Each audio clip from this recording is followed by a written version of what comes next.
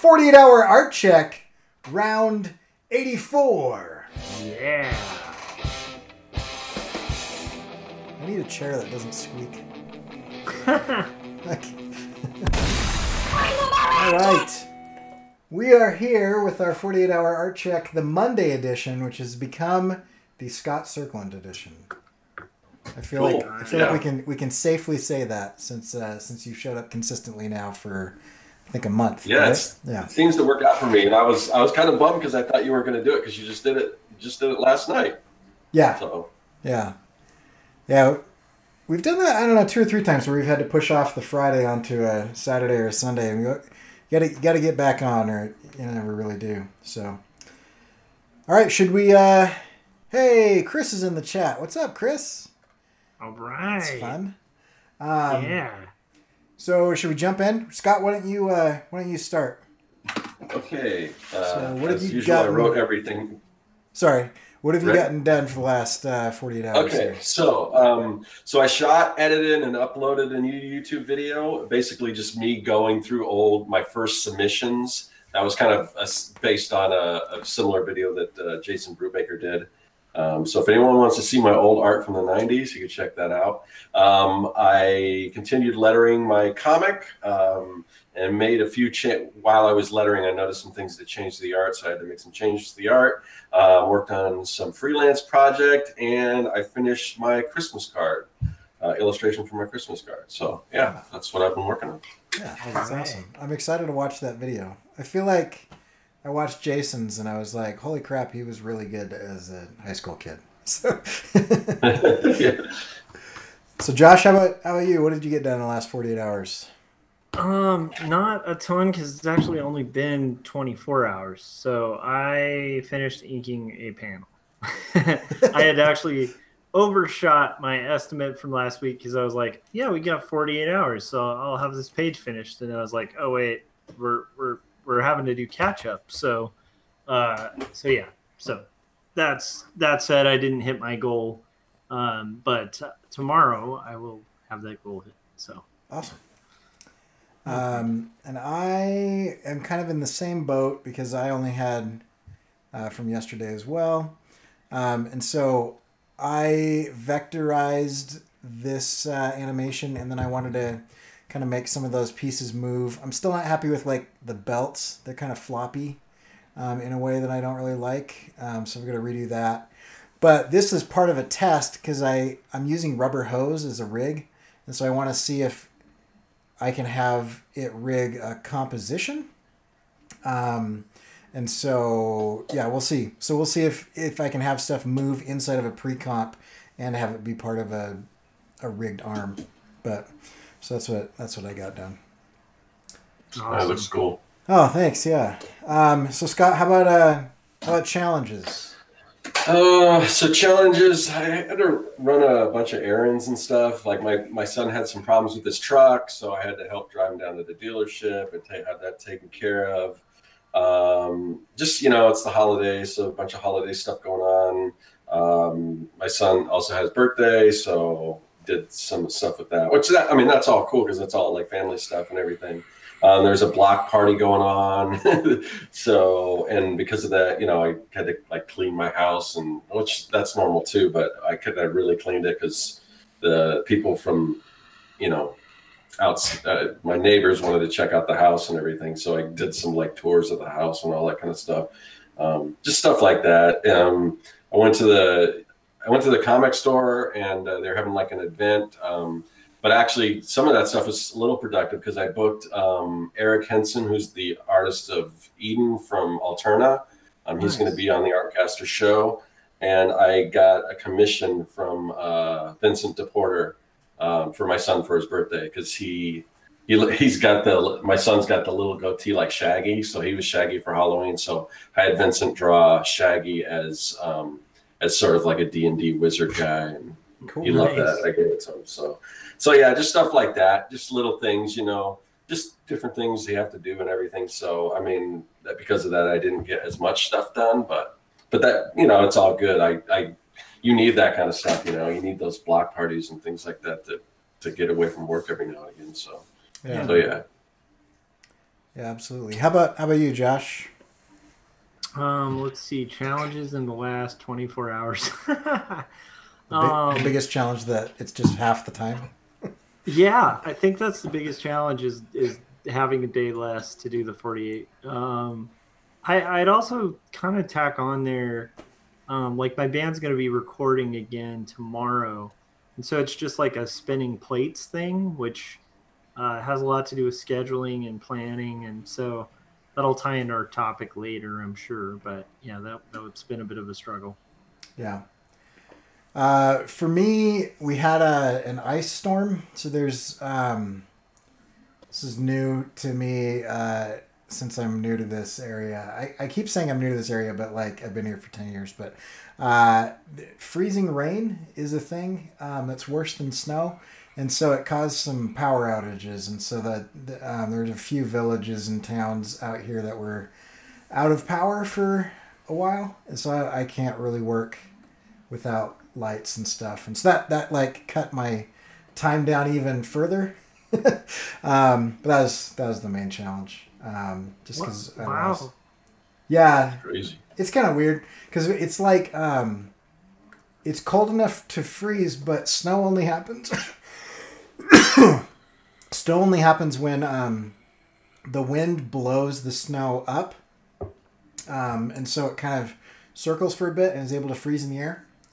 Whereas if it's kind of windless in the upper stratosphere, then the rain can come like straight down, but it freezes on contact, and so it gets really heavy on the wires and makes them really brittle. So anyway, we had kind of an ice storm, and that kind of threw things out of whack. How long was the power out for? I don't know. I went to bed. I think it was probably out for about 8 or 9 hours. Oh, wow. That's always a weird experience. Makes you really appreciate electricity. Yeah, especially when it's like -5 outside and like your heater doesn't work without like electricity. So yeah, then, you're just like, all right, everybody bundle up. Keep the doors and windows shut so we can preserve what heat we have. But yeah. Wow. Anyway. So, but the main thing, I mean, it's fine. Like, everybody fixes things fast. They're used to it up here. And the main thing is just like, I don't have enough light to do anything. And I'm working on my computer. And so I don't really have a generator or anything. There's a lot of people here that will keep like a generator in their garage and just fire it up and then just run an extension cord to whatever they need. But anyway, but like, we don't lose like food or anything because you can just like throw it on your porch and it'll stay frozen until your refrigerator kicks back in. So yeah. So anyway, so there's my long, I went for several minutes, but it was a weird. No. I love stories like that because it makes me really appreciate California. Yeah. Right. I mean, like we had people over the other day for the ugly sweater party. Here's my ugly sweater. And, yeah, we, just like stored all of our soda and drinks that we were keeping cold, like on our deck.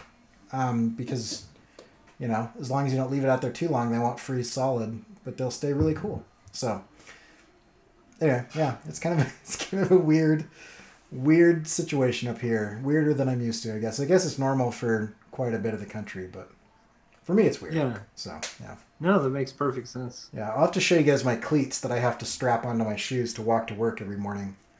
Oh, jeez. Wow. It's like, it's pretty. I should just do a video on like what it takes to walk half a mile. The only thing I can think, the only person I could think could be listening to this and be like, psh, is Mike Emirates, like in the Chicago area. He's probably like, that's not snow. Like, that's not ice storms. Right, yeah, exactly. Man. Oh, by the way, so we have Chris McQuinlan in the chat, and I want to tell everybody who's watching this, go check out Monkey Junk on Webtoons. It's a really good comic, and Chris is super talented.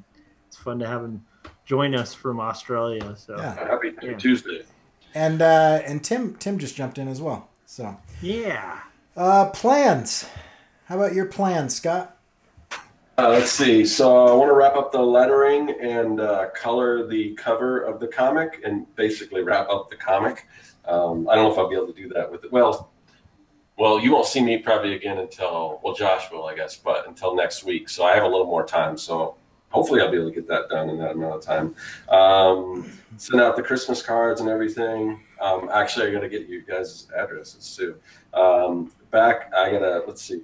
Oh, and then I want to get back to doing my digital products and newsletter content, so I can get a newsletter out for the month of December, and maybe work on some future content for future newsletters to get ahead of that. So that's kind of what I had planned. Awesome. How about you, Scott? What are you planning on doing before Wednesday? Oh, you want me to read it again? Oh, sorry. So I'm going to wrap up the lettering and my I'm bad at this. How about you, Josh? What are you going to do before Wednesday? So my goal is to finish the last panel. So I think I'll probably do that tomorrow after recording. So my band's, for those of you who don't know, I'm in a rock and roll band strictly for fun, and we write our own music and stuff like that. We're tracking it right now every other Tuesday. And so tomorrow's another recording session. So if we're successful, we'll record two tracks, and then when I get home, I'm hoping to finish inking this panel, and then the next day I think I'll probably be able to scan it, clean it up, and have it up on quarterlystories.com so you guys can read it and check it out there. Awesome. When you're not going to Serkworks and signing up for Scott's mailing list.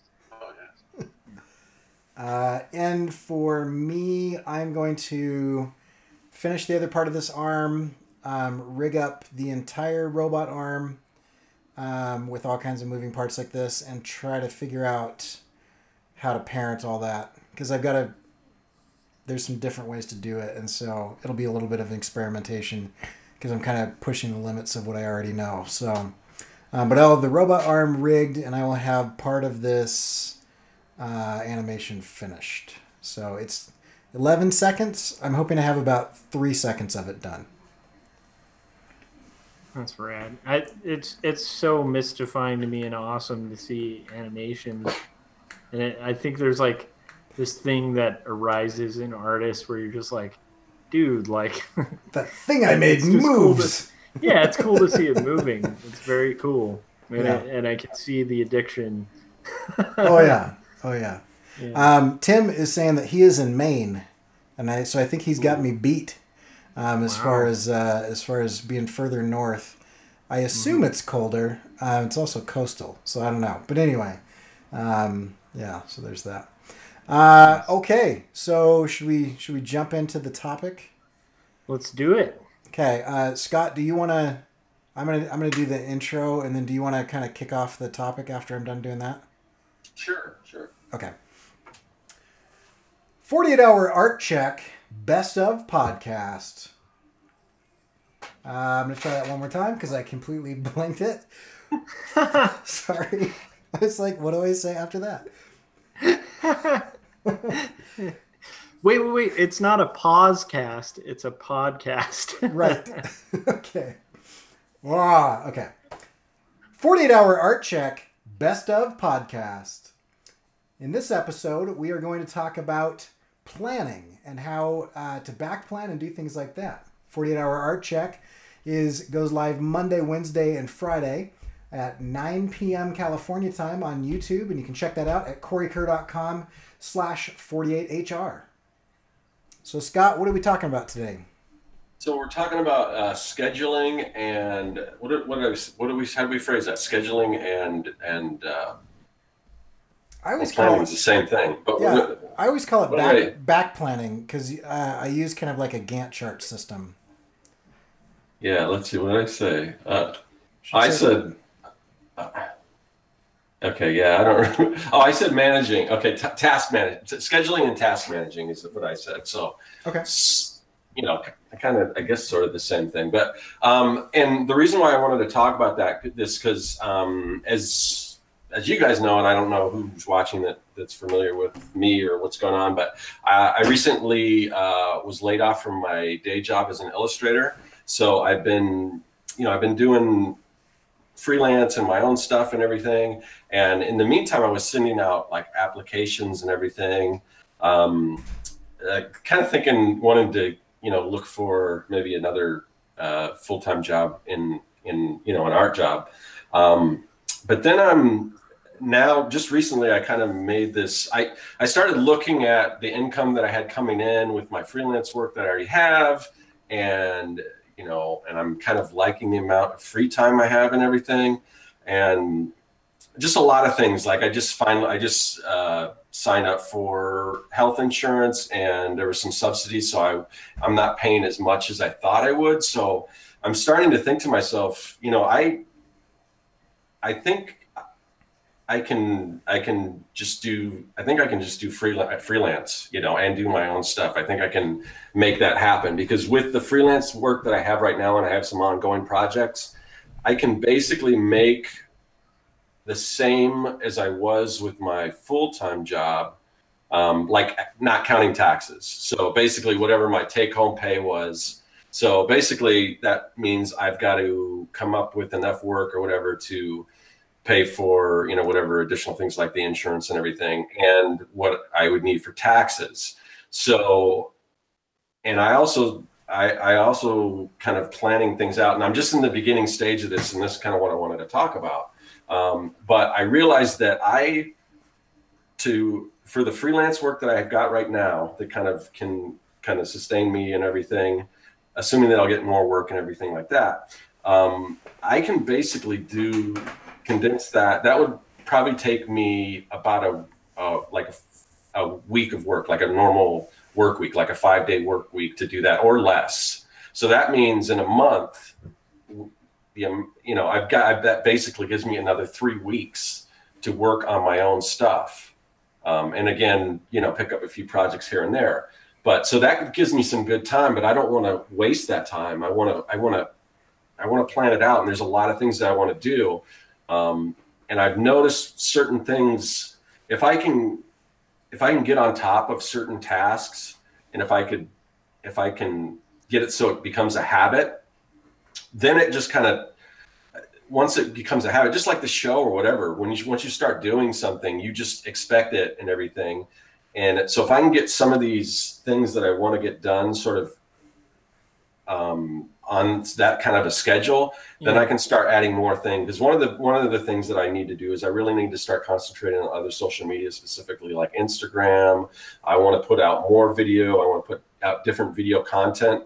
And really the only way to do that is to really plan it out. Like, for instance, maybe I schedule one whole day just to do like YouTube content and get ahead of that, so I'm not falling behind and everything. But it looks like I'm going to have that time. But I just got to make the best of it. So that's kind of where I am right now. Yeah. That actually makes a lot of sense. It kind of rings true to when I was freelancing for the long, like there was a long duration where that's all I did. And I lived and breathed by scheduling. Yeah. Because what I found was probably unwisely, but I mean, this was like close to 15 years ago. I flipped off an art director, literally. And I walked out and I went into freelance, and I had no floor and no savings and nothing. And so that motivation of just like, I didn't have wealthy family or anybody to really turn to like help me out with rent or anything. And at the time, like my wife and I like relied on that income because I was like the sole, like the person covering the rent and groceries and all of that stuff. And so it was like this really stupid, by all means, stupid decision. But what I found was the first struggle was finding that workflow, like finding a good, consistent way to schedule my day so that I'd treat it like a work day. And because I, by nature, am like a night owl, I'd catch myself like staying up till like 5 a.m. just working on art or sending out queries. And it wasn't really planned. It wasn't really scheduled. and I quickly found myself getting really disorganized, kind of chaos going on. And so productivity was getting cut because I was like, it's like I was eating my own tail, basically. Like I was trying to kind of do everything all at once. And that basically just leads to a lot of anxiety and a lot of like poorly planned execution. And it's not sustainable. So it worked really well for like the first half a year. And then after that, it was like, it just became out of necessity. I had to start relying really heavily on lists. And so I think lists and scheduling and prioritizing are kind of the big secret trick to freelance that I think a lot of people overlook. And if you implement, there's a million ways to do it, and we'll get into that, I'm sure. But if you implement that kind of thing, it's going to allow you to succeed a lot more, just like having a schedule at a workplace. Because at the end of the day, like right now, you're on the clock if you're freelance, and so without the mentality of being on the clock, without the mentality of like your workday being a specific amount of time, you have two potential pitfalls. Sorry, I'm kind of going long. There's two potential pitfalls that can happen by not treating it like a work week. And it usually goes one way or the other, which is the one is you end up watching a lot of Netflix and kind of treating it like a vacation. And then the floor drops out and you have to go back to a day job. And you're not in a comfortable position at that point. So you're going to take whatever job you can get. So that might mean you got to just go work fast food or whatever you can get like this second, because you've burnt that candle at both ends, The other option without it, I mean, the other result is usually the reverse, where you are working yourself to death and you are never clocking out. Which was, for a person with my personality, I've always been a person with a really strong work ethic and like this weird just sense of responsibility about work. Like I don't feel right about myself if I'm not working. Yeah. So I think we're all that way. Yeah. So I went completely the opposite, where I wouldn't go to movies. I wouldn't hang out with friends. I would just work. And if I went to a movie, I would think about work. And if I went to the grocery store, I would think about work. All I was thinking about 24 hours a day was work. And then without that moment of kind of clocking out, I didn't schedule in like mental health and like, even meals. So I would like miss meals a lot, and they'd be like these haphazard meals. And then I'd eat really bad food. And so, the reason I bring those things up is like, when you're an artist and you're delving into the world of like freelance or being a self-sustaining artist, or even working in house, the same things apply. Like you need to remember to take breaks. You need to remember to schedule a lunch. You need to remember to have days off. You need to remember to, have health insurance and cover your health, because what good is a million clients if you're like sick and in the hospital? You're not really going to do your own business a lot of work good. And if you're paying off massive medical bills because some unfortunate thing happens, you're not going to be doing your business any good.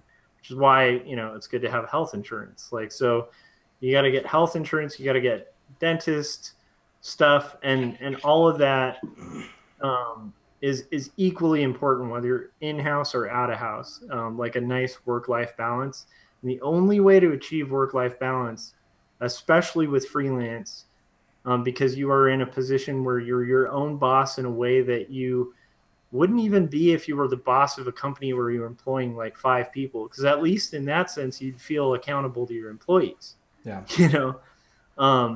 It's hard to really just view it as you're your own employee, you're accountable to yourself. And so like, it's so important to start coming up with scheduling. And I always get excited when I hear, people talk about it, because I do think that's one of the tricks to why I succeeded in freelance for so long. That was one of my big tricks up my sleeve, was I scheduled like crazy.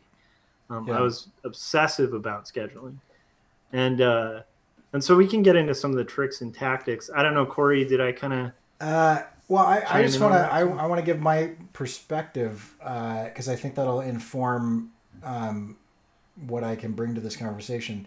Yeah. I'm a little bit younger than both of you, and I've never worked freelance full time, and so I've always had like a day job.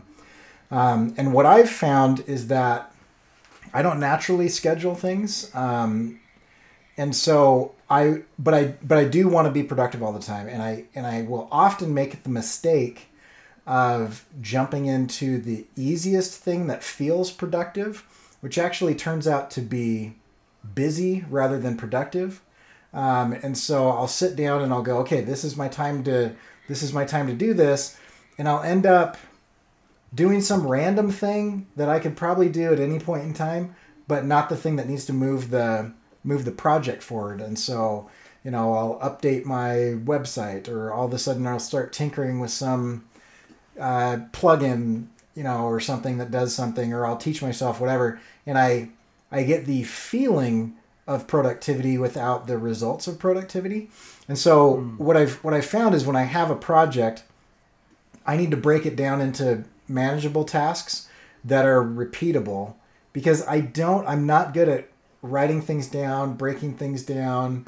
I am good at saying I need to get a page a week done, or I need to get a panel a day done, or I need to get 3 seconds of this animation every 24 hours finished, or something like that. And so if it's that type of progress, and I have some deadlines that I set for myself, then I can be really productive. But without that, I end up being very busy and producing maybe a lot of work, but not necessarily the work that is important to me, or the work that I want to finish.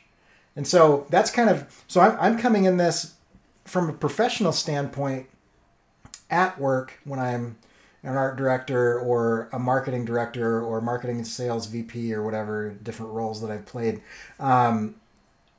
I'm very, very good at managing teams of people and making sure that everybody is on task and moving towards a goal. But when it just comes to myself, I will often just kind of sit down and be busy unless I kind of plan that out. And so I just wanted to set that stage, because it's interesting to hear you guys talk about it, because I can imagine what that's like. But I mean, the longest period of time that I've ever not had a job was 5.5 weeks after I graduated college. And so I've never had to do it. I choose to do it because it makes me feel better, but I've never had to rely on that income. And there's an interesting thing that happens with the having to, the thing that was weird, with the whole situation I was in with freelance, was it's not like I couldn't have at the time applied for full-time work. Mm-hmm. I was in a very similar position to kind of Scott, where I just kind of didn't want to. I was kind of done working for other people. Yeah. And so for me, it was more of I just kind of convinced myself that was the only option, because I wasn't going to work for other people. Right. I would work for other clients, but I wanted to run my own thing. And so when that becomes a non-negotiable, that becomes a really big beginning, and it gives you a big motivation to succeed, and that will force you to start implementing things like what you were talking about, Cory, that you implement in the workplace, because at the end of the day, it literally is not sustainable to just go at it with just chasing whatever your whims are. Right. And so some of the things that I would do that, and it's interesting because it kind of evolved, but by the end of it, when I was much more kind of used to it, I had a scheduled time of day for sending out leads, because I would recommend kind of like viewing it as though you're your own workplace. So it's like, if you're your own workplace, then you need to be your sales department, you need to be your marketing department, you need to be your finance department, and you basically need to be the art department. And that's a lot of hats to wear, and most businesses have different people managing those things. And it's a lot of, we've talked about this on our show before, but like the task switching penalties that you kind of experience when you've kind of switched gears to a different mode of thinking. The way that I kind of got around that with freelance, because you feel that pretty hard, especially when you're working on your own. When you're switching gears from like different modes of thought, I found it really helpful to like schedule out my day with different branches of my business. Like, so in the morning, I would have a specific window of time where I would check my emails, respond to clients, provide quotes. So I was like, at that point, being a secretary. And then after secretarial, I would send out leads. Or chase leads, and it was a designated amount of time, like 30 minutes to an hour a day, sometimes 2 hours a day. I would send out for potential leads, and I scheduled that time so that even if I was like blank for leads, that time would be about researching, like, what do I want to do next? Do I want to work on a book? But making sure that I wasn't spending a lot of that time in unproductive kind of Googling wormholes, you know? Yeah, right. I always wanted it to be an active thing. So within that window of an hour or whatever, you spend that time actively. So meaning, like, don't second guess it. If you're like, I really want to get into kids book publishing, then like that hour and a half is emailing and, you know, sending out postcards and doing this stuff for kids book publishers. And there's your hour. From there, I'd go to client work. And then I scheduled in a lunch. Like, it was really weird, but it's like I had broken it down into these little chunks that made these things more manageable. And then I would basically allot a specific time for revisions. If there was a crazy deadline, then a lot of this scheduling would go out the window, just like it does in the workplace. Yeah. Where it's like when you get a rush, you deal with the rush. But outside of that, like, it was a somewhat sustainable thing. And then I actually started, and initially for like the first few years, I didn't have a clock out time, but I started trying to kind of implement a clock out time and even allowing myself weekends and charging clients even more if they were giving me work where I would have to work over the weekends. And that actually led to a much more sustainable way of doing it, but it's a lot to keep track of. And I'm curious kind of like what you guys implement. I know, Cory, you use a lot of task managing software and stuff. Because like now I'm in a much more similar boat to, Cory, what you're describing, where it's like I'm you know, doing my day job, and then I'm trying to balance doing creative projects that are I'm more pursuing for creative fulfillment. But still, there's a lot of juggling, especially with being a parent, and we're all juggling being parents and working and then also doing our own creative projects. So it's like coming up with a system to schedule is really smart. At the time and to this day, for me, at my workplace, we use this thing called Task Freak, which is like a status. It's just basically a program where you can input a task and then you can mark it as you go along. Yeah. All the way up to 100%, so you can keep track of an entire team and their workflow. And I've worked at four different places, yeah. And I've noticed something about project management software. And if anybody has ever worked at a place where there either has been project management software or has had somebody try to implement project management software, there isn't good project management software out there. What there is that, because everybody wants it their own way, is you get a group of people that will all choose to agree that this is the way we're going to do it, and then any of them will work. And so I've seen people waste a ton of time trying to prove that, you know, Oracle's project management software, or, you know, the open source one that's out of Germany, or, you know, this one or that one, is the best one, and the best one is the one that everybody agrees to use. Yeah, exactly.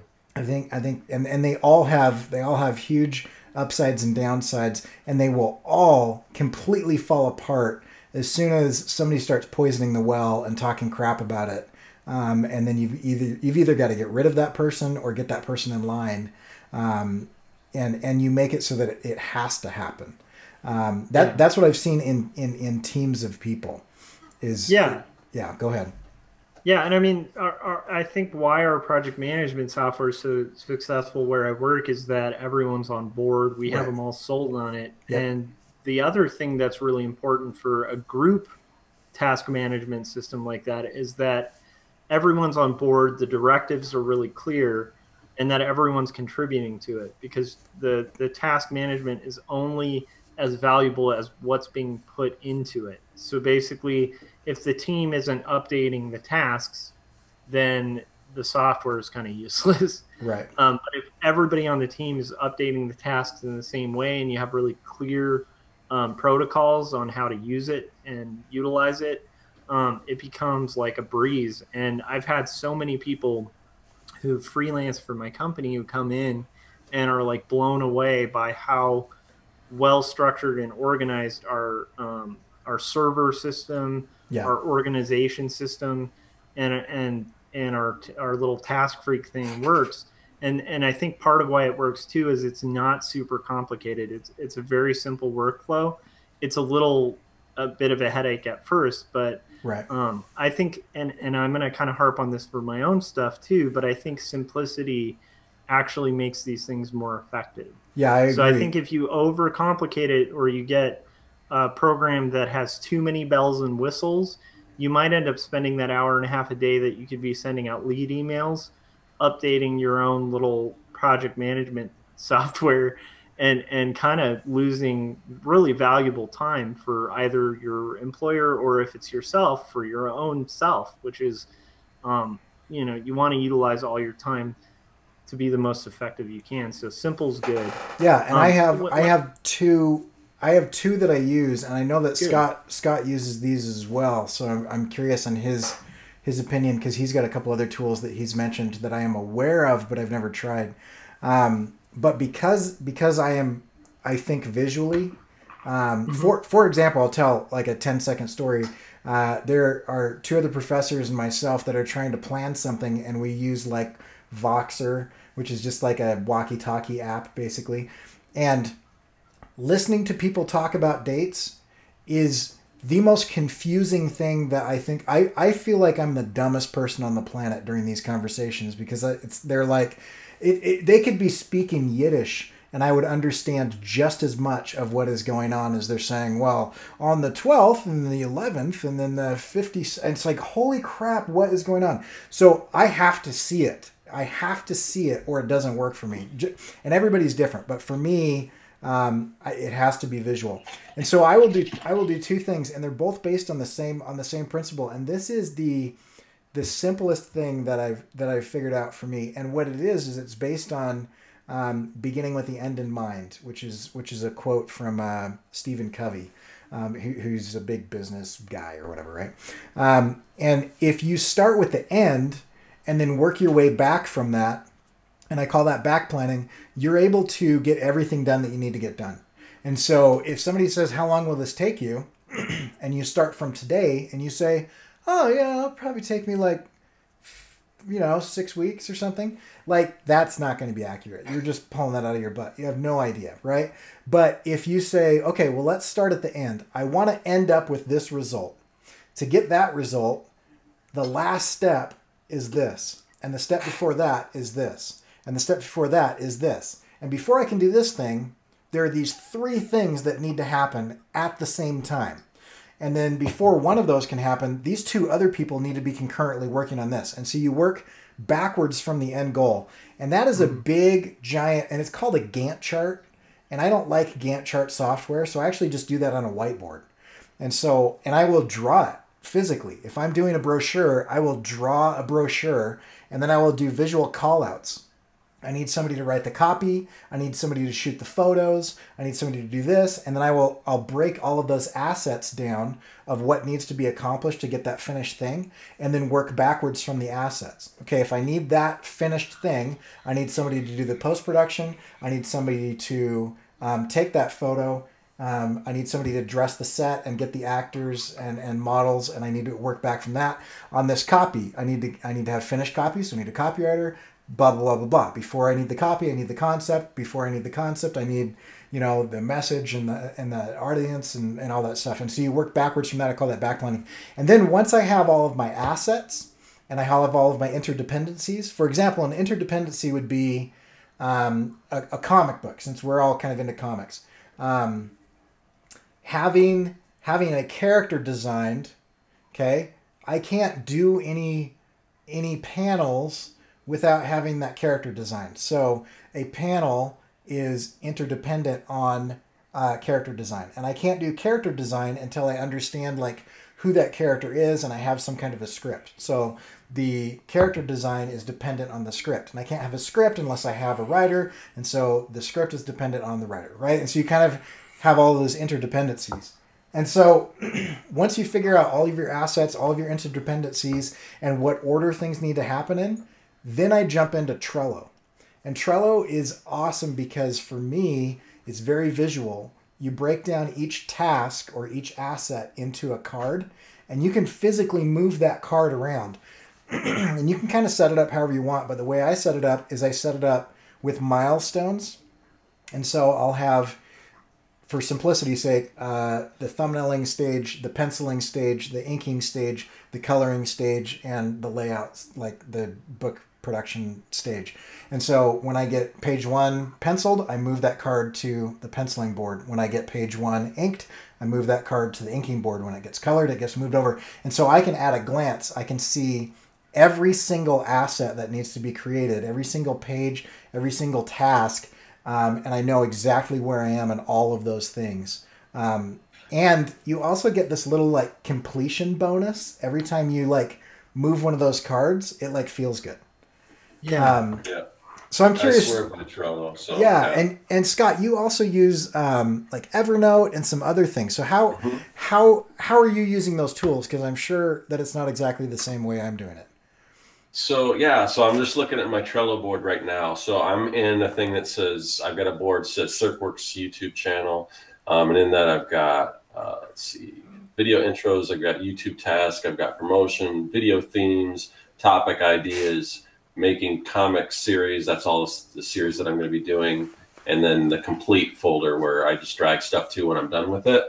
And then some of those, within those, I've got checklists. And then, for like, say if I was going to work on a comic, I'd have, script, pencil, ink, Right. all that stuff. And then once I'm done, and it can be broken up more than that, but then I'll have check marks on it. And then it'll give you a little status bar to show you how far along you are. So that's like one of my boards. Let's see, what else do I got? Let's see. I've got one that's just like task dump. So if I come up with just an idea that I want to get to eventually, and I kind of always have to go back and check and then bring them into my main board. Yeah. Let's see, I got one called Brand Launch, which is my comic starter kit, which I finished. So that's, that status is ended, but now I'm going to be doing a deluxe version of that. That's going to be like a paid version. So I'm going to start on that. I've got my newsletter, which has graphics, copy, the template, the tip ideas, video ideas, got my website, a rebrand, all that kind of stuff. But the one I spend most of my time with is just one that's weekly to do. So it's basically, I just got a board for Monday, Tuesday, Wednesday, Thursday, Friday, Saturday, Sunday. And then I usually load up as much tasks, and it's usually always more tasks than I can do in a day. Yeah. But I'll usually put because it's so cool because you can just reorder it. It's just drag and drop, you move it or move around. So I usually put them in order of importance, even little tiny things like, oh, I got to remember to call this person or something like that. and you get that sense of satisfaction after you do something. You just drag it over to the done file, and I mean, my done file just goes on forever because I don't archive it as much as I should. See, but it's nice to see all that stuff. I archive them so they go away because it stresses me out to see things on my board. So if I see things on even my board, the done file. To me, when you look at the done file, it's got a bunch of stuff that gives you more of a sense of accomplishment. So it's my objective to get all that stuff over to that done file. I like the idea of using it as a calendar. I also want to point out something. This type of idea can also help you choose what projects you should be working on. So instead of saying a brochure, which is my back planning example, right? Because that's something that somebody's going to bring to me. They're going to say, "Hey, I want you to design this brochure." Instead of doing that, you could say, where do I want to be in a year or 2 years? And then you imagine, I want to have a couple children's books done. I want to have 2 issues of this comic, and I want to have a few videos. You say, okay, what do I need to do to become the person, who has all those things finished? Or, what do I want to be? Well, I want to be employed at this company, or I want to be employed by this thing, or I want to have, I want to be recognized as a whatever, right? And so, okay, well, what are the attributes and accomplishments of people who are those things? And you literally break that down and you say, okay, well, somebody that is a recognized children's book illustrator has several published children's books. Okay, so that means that I need to do that. And so you back plan from what you want to become, and that will help align your projects, right? So for me, children's book illustration and editorial illustration are kind of my long-term goals. I'd like Wired and the Atlantic and the New Yorker to call me up and say, we've got an article and we like the way that you think. So, here's the article, do an illustration for it. And so, everything that I do is geared towards one of those 2 goals, because that's how I've decided years down the road that I would like to be known. And so how am I going to be known that way? By doing projects and sharing them publicly. And so I just reverse engineered and back planned what I'd like to become. It's almost like, and Harry Potter is kind of a childish example, but it's a great example. He's down there, he's being attacked. He throws this, or somebody comes up that he thinks is his dad that throws a Patronus out and whatever. And then later on, he realizes that it's him that does the Patronus, and so he's able to do it or whatever. It's kind of like this time travel thing, right? And it's the same thing as where, if I know it can happen because other people have done it, and if I imagine myself doing that thing, then all I have to do is just back plan from that picture of myself to today, and what would I be working on today if that were a reality, and then it will become a reality. Yeah. Like see it so you can be it, or there's something like probably some other way to say that better, some other phrase that I don't remember quite. But. Yeah, that's true though. I think okay, so there's a couple things I want to touch on, because I think the method's a little. I'm blanking out on the way to phrase it, but basically, I think my method is the same, but my tools are different. Yeah. So what are your tools? So I actually use a cork board, like a literal cork board, because I like physicality and I like old school. And I make a lot of lists, and I have they have a little checkbox next to them, and I like to check them off when I'm done with them, and then completely scratch them out. I usually check it off and scribble it out when I'm done with an accomplishment. But I do a lot of reverse engineering on goals, and I think that unfortunately is I don't think that's taught often. I think the only area that really teaches that is mathematics, maybe. But I don't see a lot of that kind of thinking encouraged in schools.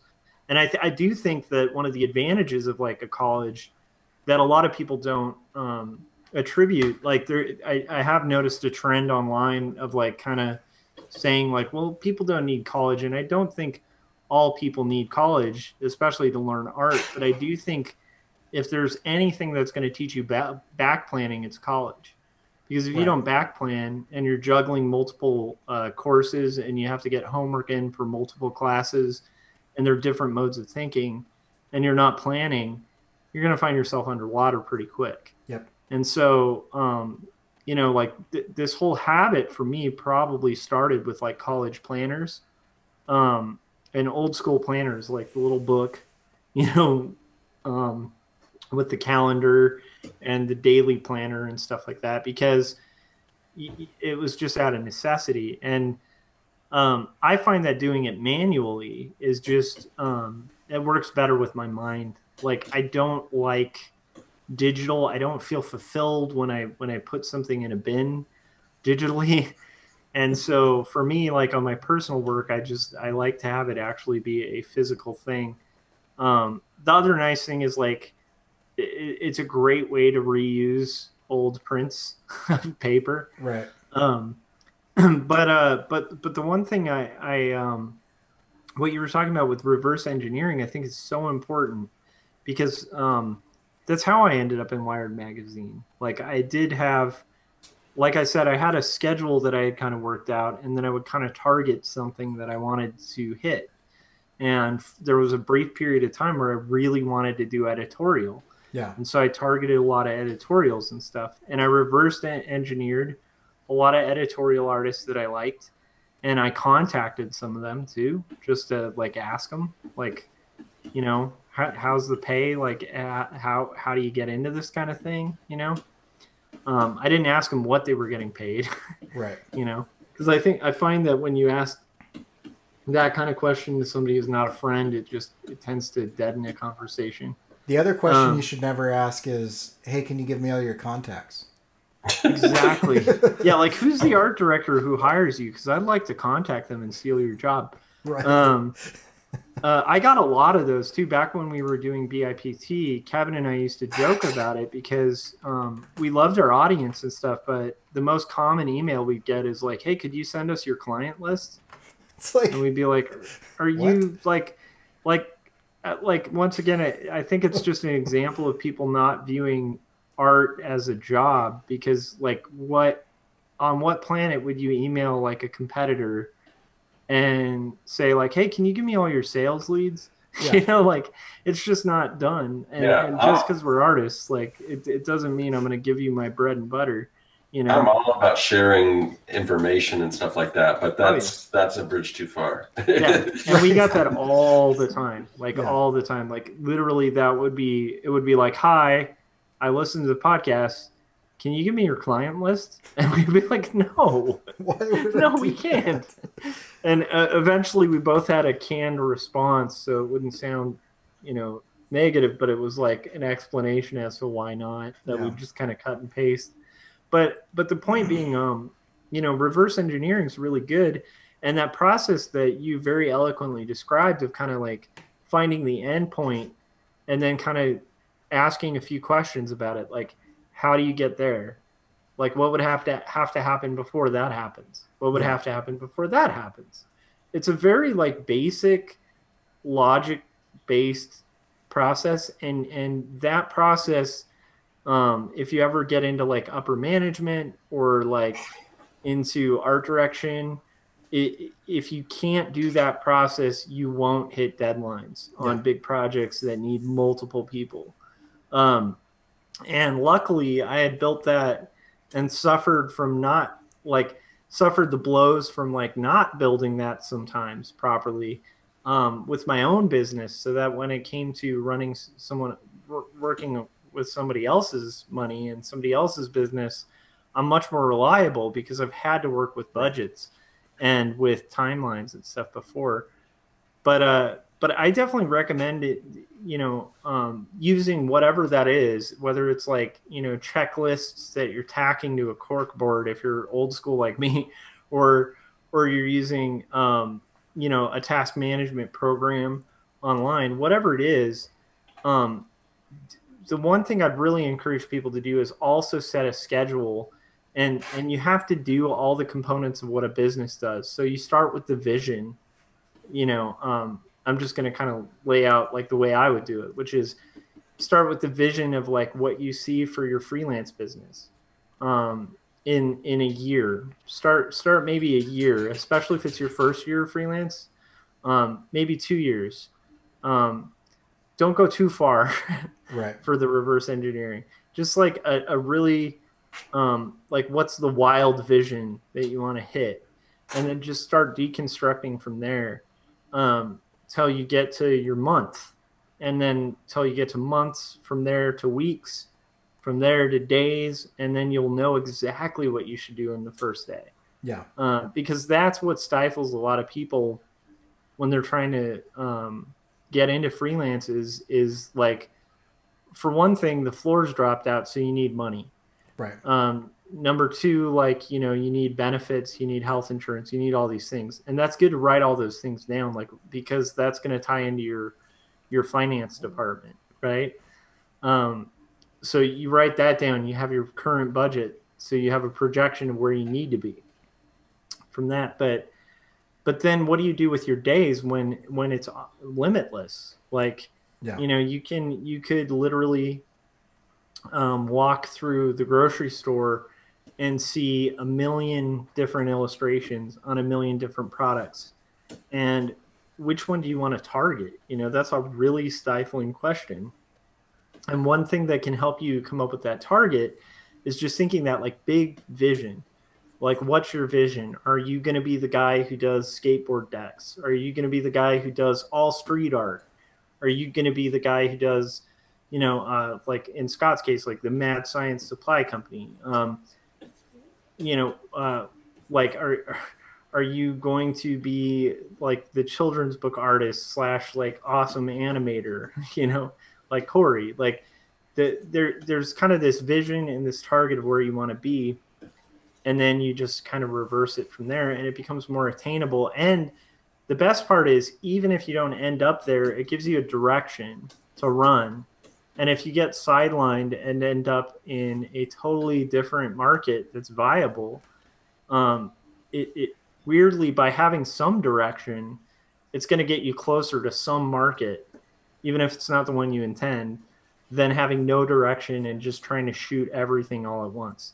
I've got a great analogy for that. Yeah. And I probably mentioned this before, but this completely changed my life. It's Grace Hopper, who was kind of the first programmer. Anyway, she said, "A ship in the harbor is safe, but that is not what ships are made for." And the thing that's interesting about ships is you have to have water moving across the rudder for the rudder to do anything, because it's different than being on land, right? If I'm in a vehicle, the wheels are like physically touching something that has like 100% friction, and not 100%, but as I turn the wheel, the car moves, right? But in a boat, if you're not actually moving in a direction, you can turn the wheel all you want and you'll have zero movement in that boat. And so picking a direction is really interesting, because I'm going to say that I want to be X. Okay, I know where X is. I don't exactly know how to get to X, but I know where it is. And so I'm going to head towards X as hard and fast as I can.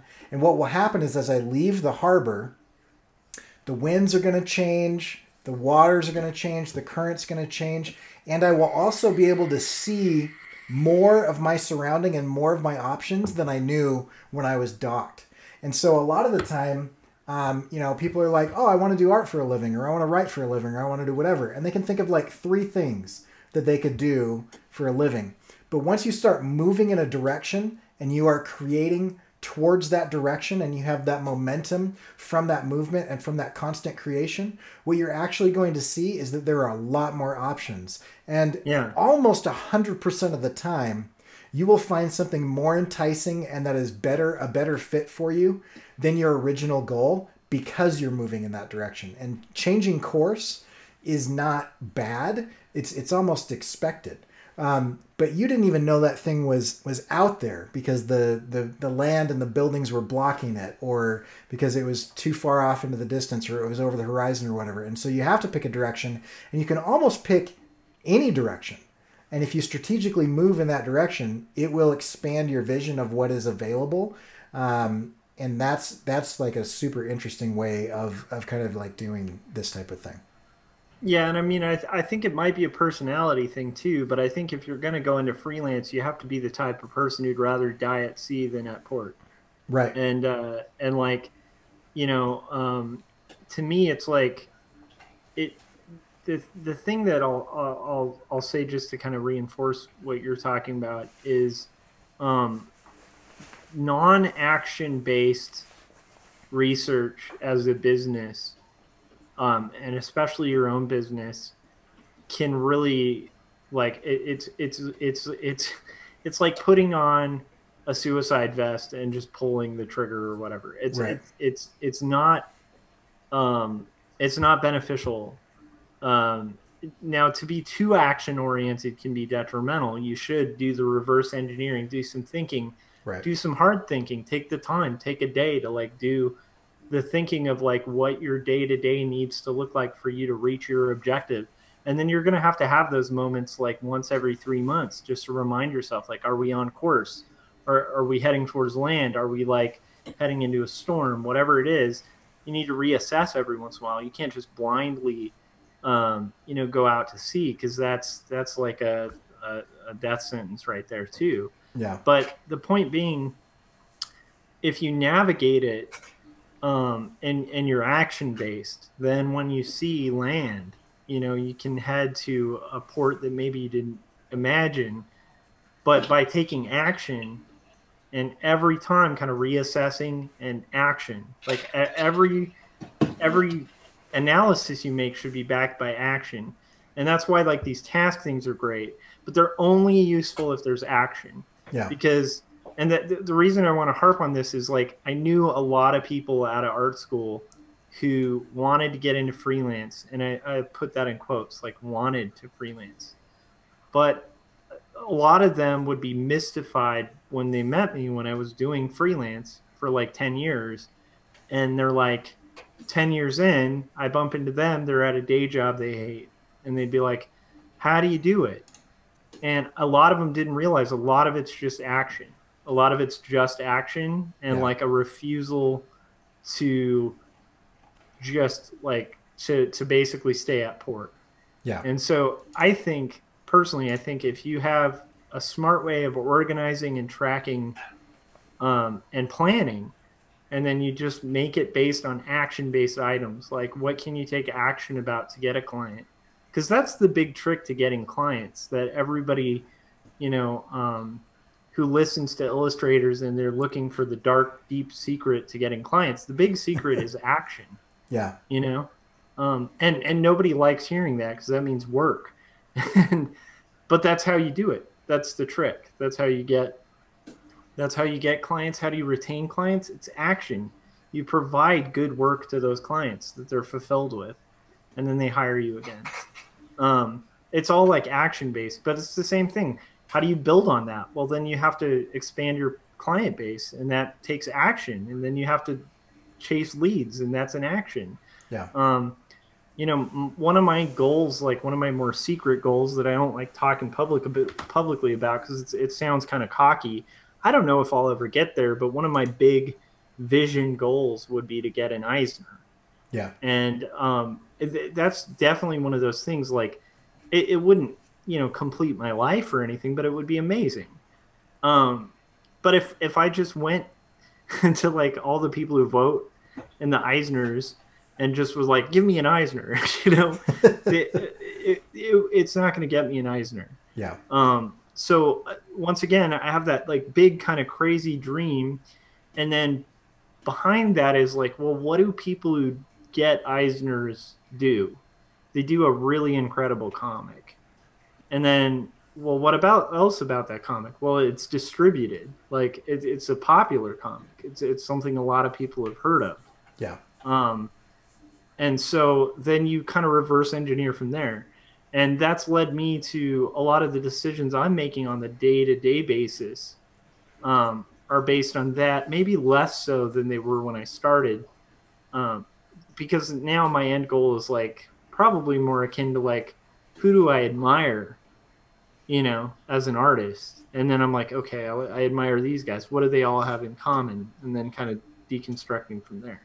So But anyhow, my point was just like, don't forget the action part of it, because it's very easy. Like, at least for me, I found that it was very easy to lose days when you're freelancing.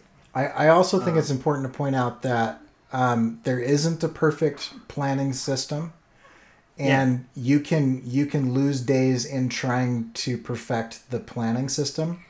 And so I like the focus on strategic action, because I have spent a considerable amount of time trying to perfect, the perfect project management, or trying to perfect the perfect planning system, or the perfect task management, or the perfect ticketing system. And it doesn't exist. The only one that ever works is the one that you're willing to stick to and take action on and keep updated. That's it. And so there's going to be something that comes out that's better than Trello. There's going to be something that, because there always will come something, and you will adapt to the needs of your production and your action more than you will to the needs of your hopes and desires. And so, because your hopes and desires don't actually require anything of you, but your action and your production requires stuff of you. And so, your hopes and desires are just a fart in the wind if you never do anything about it. It's there, but it's just kind of gone. What I like to think of hopes and desires as is like, it's like the little spark when you start an engine. Yeah, it's not meant to be anything other than a starter in a car. Yeah. And so without hopes and intention and dreams and stuff, you wouldn't even be able to get the engine going.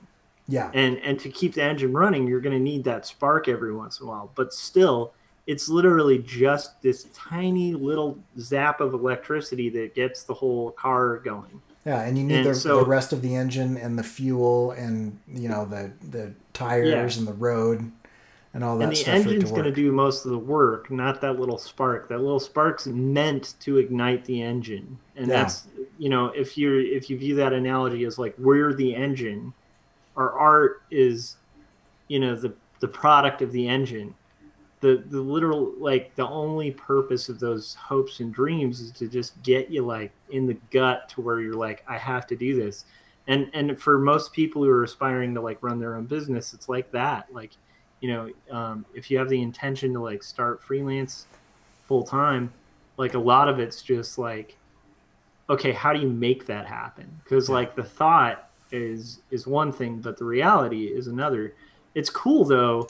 And it's exciting to me, Scott, like what you were sharing about freelance, because I think you're in a perfect position to make it work because of the fact that you've done so much of the work to kind of lay the groundwork, and you have a strong portfolio. You have a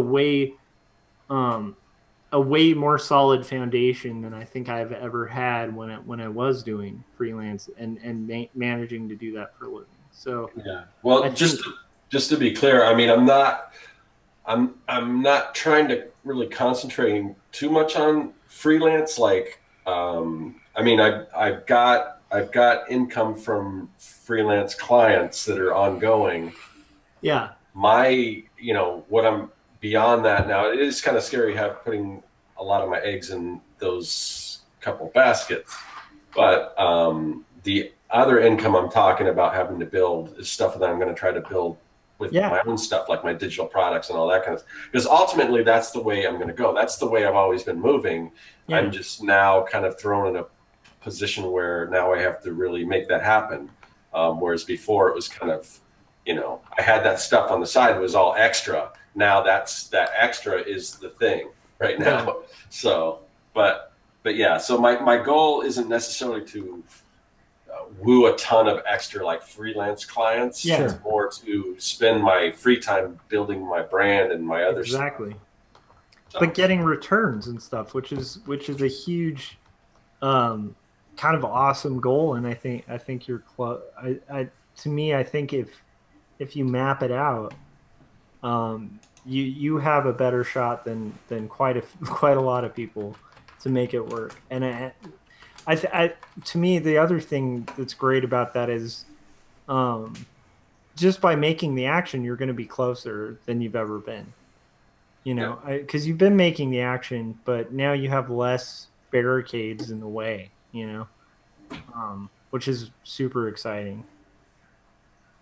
Yeah. Okay, I've got to call it. You guys can keep going if you want, or should we wrap up? Let's wrap up. We can wrap up. I mean, we could keep talking, but I mean, we would just keep talking because there's so much more to this topic. So we got to put a pin in it somewhere. Okay. So yeah, I'm super curious. Those of you that are watching this or listening to this later, what are your planning techniques and any particular software that you use? If you're using Trello, how are you using it? If there's something else out there that you're just in love with, like Basecamp or whatever, or Slack or whatnot, let us know what that is. I'm super curious on what that is. If you want to check out Josh's stuff, then you can go to quarterlystories.com. He's got that available on tapas.io, which is an app that you can download, and you should do that right now. While I'm talking, get on your phone, download that app, and go and subscribe to his thing. If you want to check out my stuff, you can go to corykerr.com. I'm currently working on 18 days of animation. I can't remember what day I'm on, but I am in the middle of some stuff. And so subscribe to my YouTube channel, which you're on right now. If you haven't already subscribed, do that. If you haven't already hit that bell. That's what the butterfly has been telling you to do. Then you get notified when I go live. And if you want to check out Scott's stuff, you can always go to serkworks.com. And at serkworks.com, you can currently get on a really awesome email list where you're going to get a newsletter with a lot of the stuff that we're talking about and even more tips and tricks from the master, as well as a brand new and free package of assets that you would need to make comics and do that really well. We will check you guys out later. And if you're listening to this podcast, I forgot to mention this, if you're listening to this podcast, make sure to give us a 5-star review on whatever podcast app you're listening to, and share this podcast and this program with one other person before we go live again on Wednesday, because that's where we're going to grow our army. You guys are awesome. Keep making stuff, and we'll catch you in a couple days. Bye.